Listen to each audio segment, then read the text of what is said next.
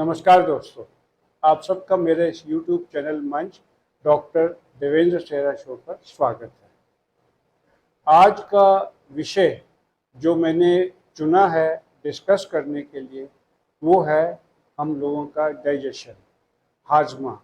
अगर आपका हाजमा कमज़ोर है या आपको लगता है आपका हाजमा कमज़ोर है और जब भी आप कुछ खाना खाते हैं आपके पेट में गुड़गुड़ होती है और आपको एक दो बार मोशन जाना पड़ता है और आप डॉक्टर के पास जाते हैं, उसकी दवा लेते हैं, ठीक हो जाते हैं, लेकिन कुछ दिन बाद फिर वही तकलीफ़ हो जाती है और फिर यही बात दोहराई जाती है कि जब तक आप दवा लेते हैं ठीक रहता है, बाद में फिर दिक्कत आ जाती है और आपके डॉक्टर कहते हैं कि आपको अमीबाइसिस है, आपका पेट खराब रहता है।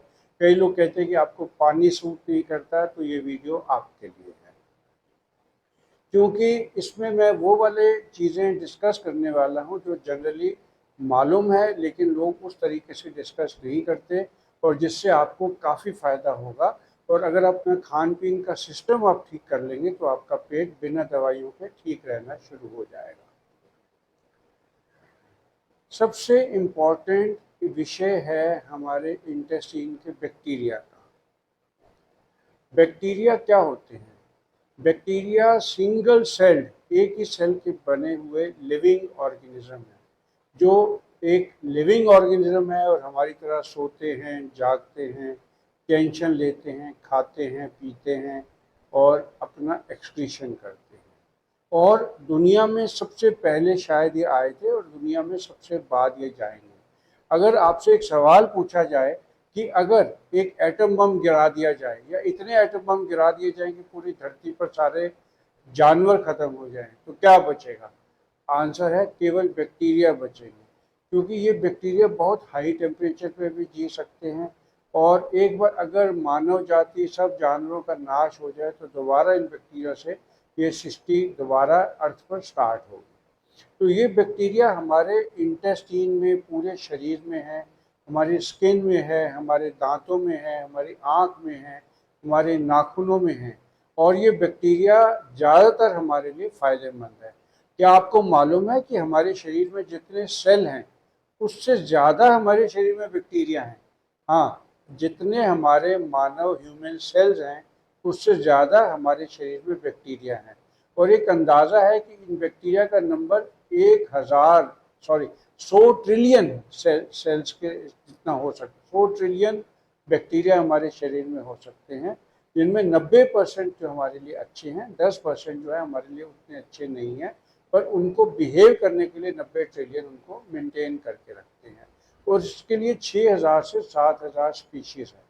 ये बैक्टीरिया सबसे ज़्यादा हमारी आँत में होते हैं, मुंह में होते हैं, फूड पाइप में होते हैं, कोलन में होते हैं। ये बैक्टीरिया करते क्या है? ये बैक्टीरिया हमारे खान पीन का सिस्टम ठीक करते हैं। हम सबको यही पढ़ाया गया और हम यही समझ है कि हम जब खाना खाते हैं हमारे शरीर में डाइजेस्टिव जूसेस बनते हैं जो खाने को हमारे आँत से लेकर एब्जॉर्ब इंटेस्टाइन में कराते हैं। पर ये प्रक्रिया कैसे होती है, हमारी आँत से ये खाना किस तरीके से हमारे खून में मिलता है, इसके बारे में ज़्यादा नॉलेज नहीं है और हमें यही कहा गया है कि डाइजेशन में इंटेस्टाइनल सेल से होता है। बट इसके लिए बैक्टीरिया यूज़ किए जाते हैं और अगर बैक्टीरिया अच्छे ना हों तो ये हमारे हाजमे को बिगाड़ देते हैं और हमारे को कई किस्म के रोग, जिसमें लाइफस्टाइल डिजीज़ जैसे डाइजेशन की बीमारियां, शुगर, बीपी, मोटापा और इवन कैंसर की बीमारियां रिपोर्टेड है हो जाती हैं। आप इस तरीके से समझिए कि आप रोज़मर्रा की ज़िंदगी में बाज़ार में जाके फर्नीचर खरीद कर आते हैं, कालीन लाते हैं, कारपेट लाते हैं, कर्टेंस लाते हैं और आप अपने घर में लाते हैं, तो इनको आपके घर को सजाने का काम आपकी पत्नी करती है। आप कोशिश कर लीजिए, नहीं कर पाएंगे। और अगर आपकी पत्नी उस तरीके से घर को नहीं सजाएगी तो आपका लाया सोफ़ा वगैरह आपके कॉरिडोर में पड़ा रह जाएगा। यही काम जो बैक्टीरिया करते हैं, फ्रेंडली बैक्टीरिया, वही काम हमारी पत्नी घर पे करती है। अगर आप इन बैक्टीरिया को ठीक तरीके से इस्तेमाल नहीं करने देंगे तो सारा खाना, डाइजेस्टिव फूड पेट में पड़ा रह जाएगा और एब्जॉर्ब नहीं होगा। ये जो मैंने मेटाफर दिया है ये बहुत हद तक सही है, क्योंकि इन बैक्टीरिया की वजह से ही हमारा खाना शरीर में डाइजेस्ट होता है और एब्जॉर्ब होता है। और अगर हम इन बैक्टीरिया का ठीक यूज़ नहीं होगा तो ये नहीं हो पाएगा। और ये बैक्टीरिया जो है, मैंने आपको बताया 6-7 हज़ार किस्म के स्ट्रेन के होते हैं, और इनको मेंटेन करने के लिए हमारा खान पान ज़रूरी है। इसीलिए कहते हैं हमारे आयुर्वेद में कि जैसा अन्न वैसा मन। अगर आप आर्टिफिशियल स्वीटनर लेंगे, अगर आप शुगर्स लेंगे, अगर आप वो चीज़ें लेंगे जो इन बैक्टीरिया को ख़राब करते हैं तो नुकसान होगा। इवन एंटीबायोटिक जो आप लेते हैं उससे अच्छे बैक्टीरिया ख़त्म हो जाते हैं। अब ये बैक्टीरिया को मेंटेन करने के लिए हमें क्या चाहिए? हमें चाहिए प्रीबायोटिक। इन बैक्टीरिया को जो होते हैं चलाने के लिए प्रोबायोटिक चाहिए होते हैं, और इनके फूड के हिसाब में हमें प्रीबायोटिक चाहिए होता है, और ये प्रीबायोटिक हमारे फाइबर्स में होता है। तो जिन लोगों का पेट खराब रहता है, हाजमा खराब रहता है, उनको प्रीबायोटिक यानी कि फाइबर डाइट में ज़्यादा लेना चाहिए, जो इन बैक्टीरिया का फूड होता है। और ये प्रोबायोटिक जो हैं, ये नॉर्मल बैक्टीरिया को जो हम बाहर से खिलाते हैं, सप्लीमेंट करते हैं, जो ये बढ़ाते हैं। और ये प्रोबायोटिक जो है हमारे खाने में दही में होते हैं, कांजी में होते हैं, अचार में होते हैं, इडली में होते हैं, जो घर का बना होता है। जो प्रोसेस्ड दही या कल्चर बाज़ार में मिलती हैं, जो बाज़ार में अचार मिलता है, उसके अंदर basically cultures of these bacteria ख़त्म हो जाते हैं। तो हम लोगों को बेसिकली जो ट्रेडिशनल इंडियन डाइट है उस तरीके से खाना पीना करना चाहिए, नहीं तो ये बैक्टीरिया हमारे शरीर में कम होते जाएंगे। अब क्या बाहर से प्रोबायोटिक्स देने चाहिए? बाहर से प्रोबायोटिक देने में बहुत कंट्रोवर्सी है। 3-4 वजह हैं जिसमें हम बाहर से, अगर पेट खराब रहता है तो हम प्रोबायोटिक दे सकते हैं, जो कि हमारे शरीर के बैक्टीरिया को, प्रोबायोटिक्स को सप्लीमेंट करेंगे, जो हमारे शरीर में ऑलरेडी बैक्टीरिया हैं। हमारे शरीर में जो ऑलरेडी अच्छे बैक्टीरिया हैं, कुछ वायरसेस, कुछ यीस्ट को मिलकर एक माइक्रोबायोम का नाम दिया गया है, माइक्रोबायोटा का। इसको सप्लीमेंट करने के लिए मैंने आपको बताया बाहर से हम दही, कांजी, इडली वगैरह दे सकते हैं। एक नेचुरल सवाल दिमाग में उठता है कि क्या इन बैक्टीरिया को ठीक करने के लिए हम बाहर से प्रोबायोटिक्स दें? अब इस सवाल का जवाब बड़ा कंट्रोवर्शियल है। रूटीन में प्रोबायोटिक हमें नेचुरल फॉर्म में लेने चाहिए।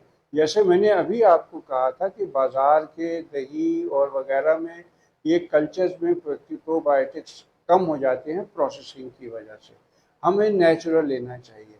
और एक बात पक्की है कि प्रोबायोटिक फॉर्म में, प्रोबायोटिक जो बाज़ार में कमर्शियली अवेलेबल हैं, उनका इस्तेमाल हम कहाँ कहाँ कर सकते हैं? हम उनका इस्तेमाल एंटीबायोटिक एसोसिएटेड डायरिया में कर सकते हैं, हम ट्रैवल एसोसिएटेड डायरिया में कर सकते हैं, हम अल्सरेटिव कोलाइटिस, क्रॉन्स डिजीज़ वगैरह में कर सकते हैं। बट अगर आप सोचें कि नेचुरली सप्लीमेंट कर दें अपनी डाइट को इन प्रोबायोटिक कैप्सूल के साथ, तो ये उचित नहीं होगा। क्यों उचित नहीं होगा? क्योंकि कुदरत ने इन बैक्टीरिया का एक बैलेंस रखा हुआ है हमारी बॉडी में, एक प्रोपोर्शन रखा हुआ है। आप इस तरीके से देखिए कि आपके जेब में 2000 रुपये के नोट हैं कई, और आपको सिंपल एक चाय खरीदनी है बाजार में, और आपका 2000 का नोट टूट नहीं रहा, तो आप 2000 के नोट और इकट्ठे नहीं करेंगे, आपको 10 रुपये का नोट चाहिए। तो अगर आप सोचते हैं कि आपके इंटेस्टाइन में अपसेट ऑफ डायरिया, बैक्टीरिया की वजह से डायरिया वगैरह है, और आप वो वाला सप्लीमेंट प्रोबायोटिक का ले लें जिसकी आपको ज़रूरत ही नहीं है, तो गड़बड़ होगी। इसलिए कुदरती आपको प्रोबायोटिक का सप्लीमेंट लेना है। और प्रोबायोटिक का सप्लीमेंट लेने के लिए जो हमारे आयुर्वेद में कहा गया है, जैसा अन्न वैसा मन। आप पौष्टिक आहार लेंगे, आप कल्चर्ड जो बाजार का प्रोसेस फूड ले लेंगे, आप घर में हाई फाइबर डाइट लेंगे। और फाइबर डाइट क्या होती है, हाई फाइबर, इसके बारे में अलग वीडियो बन सकता है। और इस तरीके से आपकी इंटेस्टाइनल हेल्थ बेटर रहेगी। और एक चीज़ बहुत ज़रूरी है ये समझनी कि ये जो हमारे इंटेस्टाइन के बैक्टीरिया हैं, ये भी सोते हैं, जागते हैं, इनकी अपनी सर्केडियन रिदम है। तो अगर आप लैक ऑफ स्लीप करेंगे, अगर आप टाइम पर सोएंगे नहीं, टाइम पर उठेंगे नहीं, और अगर आप स्ट्रेस लेंगे, तो ये देखा गया कि स्ट्रेस से भी हमारे इंटेस्टाइनल बैक्टीरिया का फ्लोरा बदल जाता है। तो बेसिकली आज का मेरा वीडियो में मैसेज ये था कि आप हाई फाइबर डाइट लें, बाहर से अदरवाइज रूटीन में प्रोबायोटिक सप्लीमेंट ना लें, और प्रोबायोटिक की सप्लीमेंट लेना अपने डॉक्टर से पूछ के लें, और अपना डाइट जितना संतुलित और पौष्टिक रख सके रखें। आपका पेट वैसे ही ठीक हो जाएगा, और आपको टाइम पर सोना है, टाइम पर उठना है, स्ट्रेस नहीं लेना। मैं बस आपको इतना ही बताना चाहता था। और अगर आपको मेरे इस तरीके के वीडियो जो बेसिकली नॉलेज दें रूटीन जनरल लाइफ के ऊपर अगर अच्छे लगते हैं तो मेरे इस चैनल को सब्सक्राइब कर लेना और इसको एक लाइक दे देना। शुक्रिया।